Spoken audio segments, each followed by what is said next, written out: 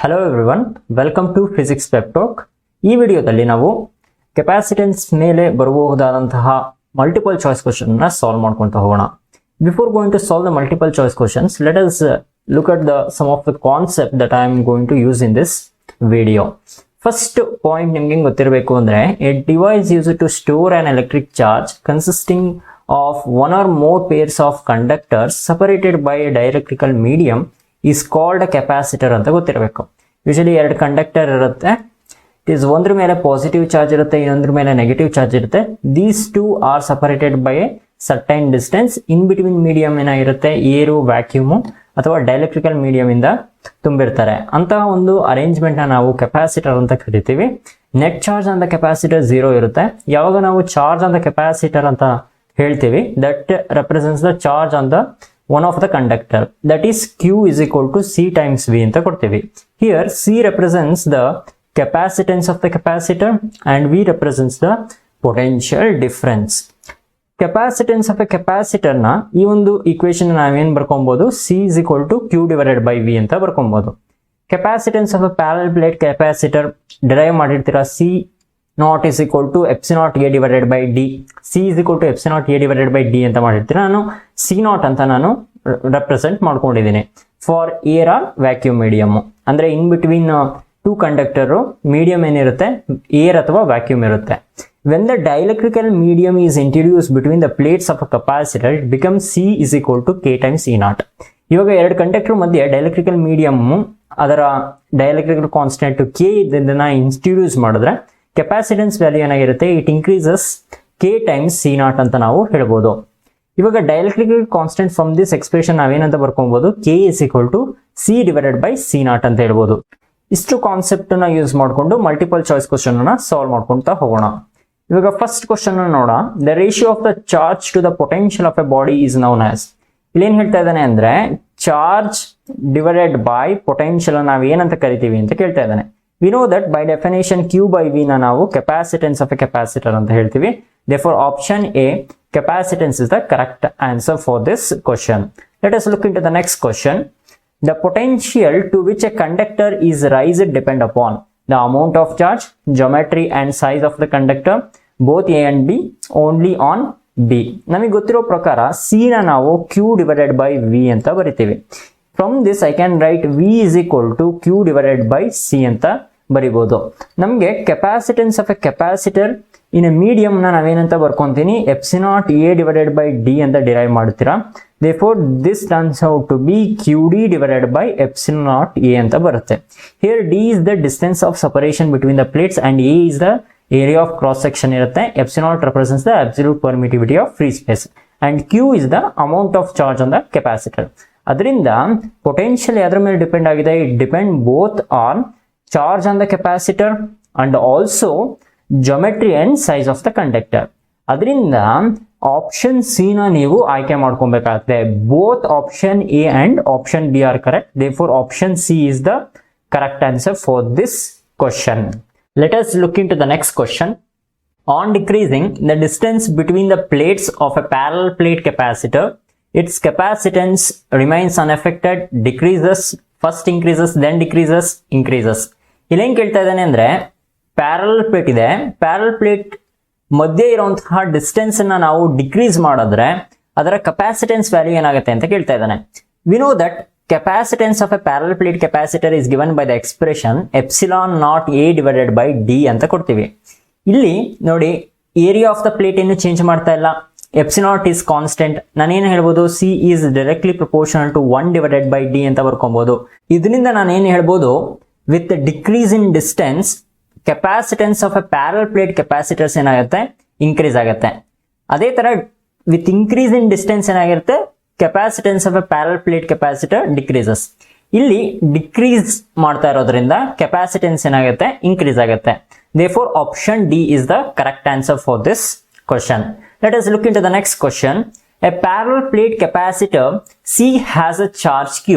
The actual charge on its plates are. ಇಲ್ಲೇನು ಹೇಳ್ತಾ ಇದ್ದಾನೆ ಅಂದ್ರೆ, ಪ್ಯಾರಲ್ ಪ್ಲೇಟ್ ಕೆಪಾಸಿಟರ್ ಇದೆ, ಒಂದ್ರ ಮೇಲೆ ಪ್ಲಸ್ ಕ್ಯೂ ಚಾರ್ಜ್ ಇದೆ, ಹಾಗಾದ್ರೆ actual charge on its plate ಏನು ಅಂತ ಕೇಳ್ತಾ ಇದ್ದಾನೆ. ಇದು ಪ್ಲಸ್ ಕ್ಯೂ ಅಂತ ಇದ್ರೆ ಇದ್ರ ಮೇಲೆ ಮೈನಸ್ ಕ್ಯೂ ಚಾರ್ಜ್ ಇರುತ್ತೆ. ಹಾಗಾಗಿ ಈ ಒಂದು ಸಿಸ್ಟಮ್ ನ ಕನ್ಸಿಡರ್ ಮಾಡ್ಕೊಂಡ್ರೆ ಒಂದ್ರ ಮೇಲೆ ಪಾಸಿಟಿವ್ ಚಾರ್ಜ್ ಪ್ಲಸ್ ಕ್ಯೂ ಇರುತ್ತೆ, ಇನ್ನೊಂದ್ರ ಮೇಲೆ equal negative charge minus Q ಇರುತ್ತೆ. Therefore option C is the correct answer for this question. Next question ನೋಡೋಣ. A parallel plate capacitor is charged. If the plates are pulled apart, the capacitance increases, the potential difference increases, the total charge increases, the charge and potential difference remains the same. ಇಲ್ಲೇನು ಹೇಳ್ತಾ ಇದ್ದಾನೆ ಅಂದ್ರೆ, ಒಂದು parallel plate capacitor ಇದೆ, charge ಆಗಿರೋವಂಥದ್ದು. ಅಂದ್ರೆ ಒಂದು plate ಮೇಲೆ positive charge ಇರುತ್ತೆ, ಇನ್ನೊಂದು ಪ್ಲೇಟ್ ಮೇಲೆ ನೆಗೆಟಿವ್ ಚಾರ್ಜ್ ಇರುತ್ತೆ. ಇವಾಗ ಕೆಪಾಸಿಟೆನ್ಸ್ ಏನಾಗುತ್ತೆ, ಪೊಟೆನ್ಷಿಯಲ್ ಏನಾಗಿರುತ್ತೆ, ಮತ್ತೆ ಟೋಟಲ್ ಚಾರ್ಜ್ ಏನಾಗಿರುತ್ತೆ when the distance between the two plates increase ಆದಾಗ ಅಂತ ಕೇಳ್ತಾ ಇದ್ದಾನೆ. ಇವಾಗ distance between the two plate increase ಆದ್ರೆ ಚಾರ್ಜ್ ಅದೇ ಇರುತ್ತೆ. Therefore option C total charge increases ಅಂತ ಇದೆಯಲ್ಲ, ದಿಸ್ ಆಪ್ಷನ್ ಈಸ್ ರಾಂಗ್. ಇವಾಗ ಫಸ್ಟ್ ಆಪ್ಷನ್ ನೋಡೋಣ. The capacitance increases. We know that capacitance of A parallel plate capacitor is given by epsilon naught A divided by D. With increase in distance capacitance value ಏನಾಗಿರಬೇಕು, decrease ಆಗಬೇಕು. ಯಾವತ್ತು capacitance value increase ಆಗಲ್ಲ with increase in distance. Therefore option A is also wrong. ಇವಾಗ option B ನೋಡೋಣ. The potential difference increases. ಇವಾಗ ನಮಗೆ ಗೊತ್ತು E is equal to potential divided by distance ಅಂತ ಕೊಡ್ತೀವಿ. This implies V is equal to E D ಅಂತ ನಾನು ಹೇಳ್ಬೋದು. Electrical field between the plates ಅಷ್ಟೇ ಇರುತ್ತೆ. ಅದರಿಂದ with increase in distance potential ಕೂಡ ಇನ್ಕ್ರೀಸ್ ಆಗುತ್ತೆ. Therefore, we can say that the potential difference between the plates increases with increase in the distance. The fourth option ನೋಡಿ, the charge and potential difference remains the same ಅಂತ ಹೇಳಿದಾನೆ. ಇಲ್ಲಿ potential increase ಆಗ್ತಾ ಇದೆ, ಇದು same ಇಲ್ಲ. Therefore, option D is also wrong. Therefore, option B is the right answer for this question. Let us look into the next question. Capacity of a parallel plate condenser is 10 microfarad when the distance between its plate is 8 cm. If the distances between the plate is reduced to 4 cm, its capacity will be. ಇಲ್ಲಿ ಏನು ಕೇಳ್ತಾ ಇದ್ದಾನೆ, capacity ಅಂದ್ರೆ capacitance ಅಂತ ಅರ್ಥ. Of A parallel plate condenser. Condenser ಅಂದ್ರೆ capacitor ಅಂತಾನೆ consider ಮಾಡ್ಕೊಂತೀವಿ. Is 10 microfarad when the distance between the plate is 8 centimetre ಅಂತ ಕೊಟ್ಟಿದ್ದಾನೆ. ಅಂದ್ರೆ C1 is equal to 10 microfarad ಅಂತ ಕೊಟ್ಟಿದ್ದಾನೆ. ಇದನ್ನ ನಾನು 10 into 10 to the power of -6 farad ಅಂತ ಬರ್ಕೊಂತೀನಿ. ಡಿಸ್ಟೆನ್ಸಸ್ ಬಿಟ್ವೀನ್ ದ ಪ್ಲೇಟ್ ಏನಾಗಿದೆ, that is D1 is equal to 8 centimetre ಇದೆ. That is 8 into 10 to the power of -2 metre ಅಂತ ನಾನು ಬರ್ಕೊಬಹುದು. If the distance between the plate is reduces to 4 centimetre ಅಂತ ಹೇಳ್ತಾ ಇದ್ದಾನೆ. ಅಂದ್ರೆ D2 that is 4 into 10 to the power of -2 ಇದ್ದಾಗ ಇವಾಗ ಕೆಪಾಸಿಟೆನ್ಸ್ ಎಷ್ಟು ಅಂದ್ರೆ, ಕೆಪಾಸಿಟಿ ಅಂದ್ರೆ ಕೆಪಾಸಿಟೆನ್ಸ್ ಅಂತ ಅರ್ಥ, ಎಷ್ಟು ಅಂತ ಕೇಳ್ತಾ ಇದ್ದಾನೆ. ಇವಾಗ ಎಕ್ಸ್ಪ್ರೆಷನ್ ಫಾರ್ ಕೆಪಾಸಿಟೆನ್ಸ್ ಗೊತ್ತಿದೆ, that is C1 is equal to epsilon A divided by D1 ಅಂತ ಬರ್ಕೊಬಹುದು. ಅದೇ ತರ C2 ನಾನು epsilon A divided by D2 ಅಂತ ಬರ್ಕೊಬಹುದು. ಈ ಎರಡು ಎಕ್ಸ್ಪ್ರೆಷನ್ ಇಂದ ನಾವು C1 divided by C2 ratio ತಗೊಂಡ್ರೆ ನಮ್ಗೆ ಏನ್ ಬರುತ್ತೆ, that is epsilon A divided by D1 divided by epsilon A divided by D2 ಅಂತ ಬರುತ್ತೆ. This is equal to epsilon A cancel ಆಗುತ್ತೆ, D2 divided by D1 ಅಂತ ಬಂತು. ಈ ಒಂದು ಎಕ್ಸ್ಪ್ರೆಷನ್ ಇಂದ ನಾನು ಏನು ಬರ್ಕೊಬಹುದು, C1 D1 is equal to C2 D2 ಅಂತ ಬರ್ಕೊಬಹುದು. From this expression I can write C2 is equal to C1 D1 divided by D2. ಇವಾಗ C1 ಏನಿದೆ 10 into 10 to the power of -6 ಅಂತ ಇದೆ, ಇಂಟು D1 ಅಂದ್ರೆ 8 into 10 to the power of -2 ಅಂತ ಇದೆ, divided by D2 is 4 into 10 to the power of -2 ಅಂತ ಇದೆ. 10 to the power of -2, 10 to the power of -2 get cancelled, 4 1s are 4 2s are, therefore we get 20 into 10 to the power of -6 farad ಅಂತ ಬರುತ್ತೆ. This I can write as 20 microfarad ಅಂತ ಬರೀಬಹುದು. Therefore C2 ಏನಾಗಿರುತ್ತೆ, 20 microfarad ಆಗಿದೆ. Therefore option B is the correct answer. Let us look into the next question. Capacitor are used in electric circuit where appliances need more current, voltage, watt, resistance. Capacitor ನಾವು electrical circuit ಅಲ್ಲಿ ಏನಕ್ಕೆ use ಮಾಡ್ತೀವಿ ಅಂದ್ರೆ, ಒಂದು appliances ಗೆ more current ನ supply ಮಾಡೋದಕ್ಕೆ. Therefore option A is the correct answer. Next question ನೋಡೋಣ. When air in a capacitor is replaced by a medium of dielectrical constant K, the capacity decreases k times, increases k times, increases k square times, remains constant.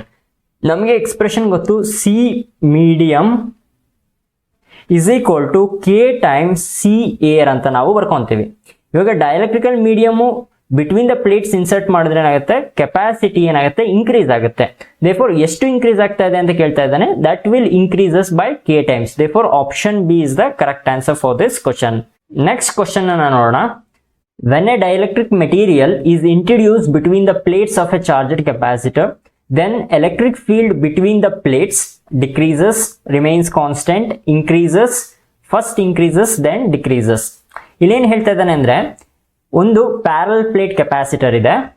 ಇವಾಗ ಒಂದು ಡೈಎಲೆಕ್ಟ್ರಿಕಲ್ ಮೀಡಿಯಂನ introduce ಮಾಡಿದ್ರೆ between the plates, electrical field between the plates ಏನಾಗುತ್ತೆ ಅಂತ ಕೇಳ್ತಾ ಇದ್ದಾನೆ. ಯಾವ ಒಂದು ಡೈಎಲೆಕ್ಟ್ರಿಕಲ್ ಮೆಟೀರಿಯಲ್ನ introduce ಮಾಡಿದಾಗ ಇವಾಗ ಏನಾಗುತ್ತೆ ಅಂದರೆ ಡೈಎಲೆಕ್ಟ್ರಿಕಲ್ ಪೋಲರೈಸೇಷನ್ ಆಗುತ್ತೆ. ಡೈಎಲೆಕ್ಟ್ರಿಕಲ್ ಪೋಲರೈಸೇಷನ್ ಆಗೋದ್ರಿಂದ ನೆಗೆಟಿವ್ ಚಾರ್ಜ್ ಏನಾಗಿರುತ್ತೆ ಪಾಸಿಟಿವ್ ಪ್ಲೇಟ್ ಕಡೆ ಅಟ್ರಾಕ್ಟ್ ಆಗುತ್ತೆ, ಮತ್ತೆ ಪಾಸಿಟಿವ್ ಚಾರ್ಜ್ ಏನಾಗಿದೆ ಅದು ನೆಗೆಟಿವ್ ಪ್ಲೇಟ್ ಕಡೆ ಅಟ್ರಾಕ್ಟ್ ಆಗುತ್ತೆ. Due to this there will be a electrical field in the dielectric medium. ಅದನ್ನು ನಾವು ಇಂಡ್ಯೂಸ್ಡ್ ಎಲೆಕ್ಟ್ರಿಕಲ್ ಫೀಲ್ಡ್ ಅಂತ ಹೇಳ್ತೀವಿ, ಅಥವಾ electric field due to polarisation ಅಂತ ಹೇಳ್ತೀವಿ. That will be in the direction opposite to the direction of electrical field due to the capacitor. ಅದರಿಂದ electrical field between the two plates ಏನಾಗಿರುತ್ತೆ, that will going to decrease. Therefore option A is the correct answer for this question. Let us look into the next question. The distance between the plates of a parallel plate capacitor is halved and the dielectric constant is doubled. Then its capacitance will.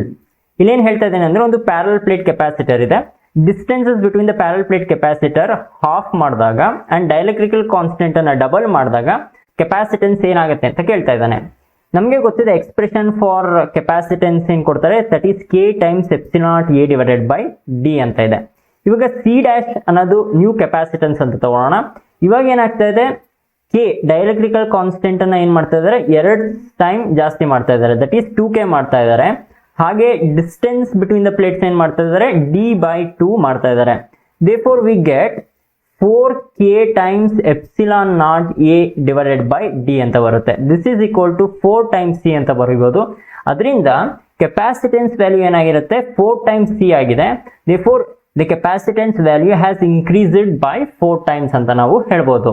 therefore option B is the correct answer for this question. Next question ಅನ್ನು ನೋಡೋಣ. A parallel plate capacitor with oil between the plates, dielectrical constant of oil K is equal to 2, has a capacitance C. If the oil is removed, then capacitance of a capacitor becomes. ಇಲ್ಲೇನು ಹೇಳ್ತಾ ಇದ್ದಾನೆ ಅಂದ್ರೆ, ಒಂದು parallel plate capacitor ಇದೆ, in between the parallel plate capacitor oil medium of dielectrical constant 2 ನ ತುಂಬಿದ್ದಾರೆ. ಇವಾಗ oil ನ ರಿಮೂವ್ ಮಾಡಿದ್ರೆ ಇವಾಗ ಕೆಪಾಸಿಟೆನ್ಸ್ ಆಫ್ ಎ ಕೆಪಾಸಿಟರ್ ಎಷ್ಟು ಅಂತ ಕೇಳ್ತಾ ಇದ್ದಾನೆ. ನಮಗೆ ರಿಲೇಷನ್ ಗೊತ್ತು, C medium is equal to K times C air ಅಂತ ನಮಗೆ ಗೊತ್ತಿದೆ. ಸಿ ಮೀಡಿಯಂ ಅಂದ್ರೇನು, ಇಲ್ಲಿ ಆಯಿಲ್ ಮೀಡಿಯಂ ಇದ್ದಾಗ ಕೆಪಾಸಿಟೆನ್ಸ್ ಎಷ್ಟಿತ್ತು, ದಟ್ ಈಸ್ ಸಿ ಅಂತ ಕೊಟ್ಟಿದ್ದಾರೆ, that is equal to K times C air ಅಂತ ಬರುತ್ತೆ. This can be written as C air is equal to C divided by dielectrical constant K ಅಂತ ಬರ್ಕೊಬಹುದು. ಡೈಎಲೆಕ್ಟ್ರಿಕಲ್ ಕಾನ್ಸ್ಟೆಂಟ್ 2 ಅಂತ ಕೊಟ್ಟಿರೋದ್ರಿಂದ this become c/2. ಅದರಿಂದ ಇವಾಗ capacitance ಏನಾಗಿರುತ್ತೆ, that is equal to c/2 ಅಂತ ಆಗುತ್ತೆ. therefore option D is the correct answer for this question. Next question ಅನ್ನ ನೋಡೋಣ. A copper plate of thickness D is placed inside a parallel plate capacitor of plate distance D and area A as shown in the figure. The capacitance of a capacitor is. ಇಲ್ಲೇನು ಹೇಳ್ತಾ ಇದ್ದಾನೆ ಅಂದ್ರೆ, ಒಂದು parallel plate capacitor ಇದೆ, in between copper plate of thickness B ನ introduce ಮಾಡಿದ್ದಾರೆ. ಹಾಗಾದ್ರೆ ಇವಾಗ ಕೆಪಾಸಿಟೆನ್ಸ್ ಆಫ್ ಎ ಕೆಪಾಸಿಟರ್ ಏನಾಗ್ತಾ ಇದೆ ಅಂತ ಕೇಳ್ತಾ ಇದ್ದಾನೆ. ಇವಾಗ in the absence of this copper plate capacitance ನಾವೇನಂತ ಕೊಡ್ತೀವಿ, that is epsilon naught A divided by D ಅಂತ ಕೊಡ್ತೀವಿ. ಇವಾಗ ಕಾಪರ್ ಪ್ಲೇಟ್ ನ ಇಂಟ್ರೊಡ್ಯೂಸ್ ಮಾಡಿದ್ರೆ which is having certain thickness, ಯಾವುದೇ ತರಹದ ಎಲೆಕ್ಟ್ರಿಕಲ್ ಫೀಲ್ಡ್ ಲೈನ್ಸ್ ಏನಾಗುತ್ತೆ ಇದ್ರ ಮುಖಾಂತರ ಪಾಸ್ ಆಗೋದಿಲ್ಲ. ಅಂದ್ರೆ electrical field inside this copper plate 0 ಆಗಿರುತ್ತೆ. ಅದರಿಂದ ನಾನು ಏನು ಹೇಳ್ಬೋದು ಅಂದ್ರೆ, electric field exist only in the region of thickness D-B ಅಂತ ಬರ್ಕೊಬಹುದು. ಈ ರೀಜನ್ ಅಲ್ಲಿ ಮಾತ್ರ ಎಲೆಕ್ಟ್ರಿಕಲ್ ಫೀಲ್ಡ್ ಇರುತ್ತೆ, ಈ ರೀಜನ್ ಅಲ್ಲಿ ಎಲೆಕ್ಟ್ರಿಕಲ್ ಫೀಲ್ಡ್ 0 ಇರುತ್ತೆ. ಅದರಿಂದ ಈ ಈಕ್ವೇಶನ್ ನಾವು ಮಾಡಿಫೈ ಮಾಡ್ತೀವಿ, that is C is equal to epsilon naught A divided by D minus B ಅಂತ. Therefore option C is the correct answer for this question. That's it for this video, guys. If you like our efforts, please do subscribe, like, share and comment. I will meet you in the next video. Until then, have a nice day. Bye.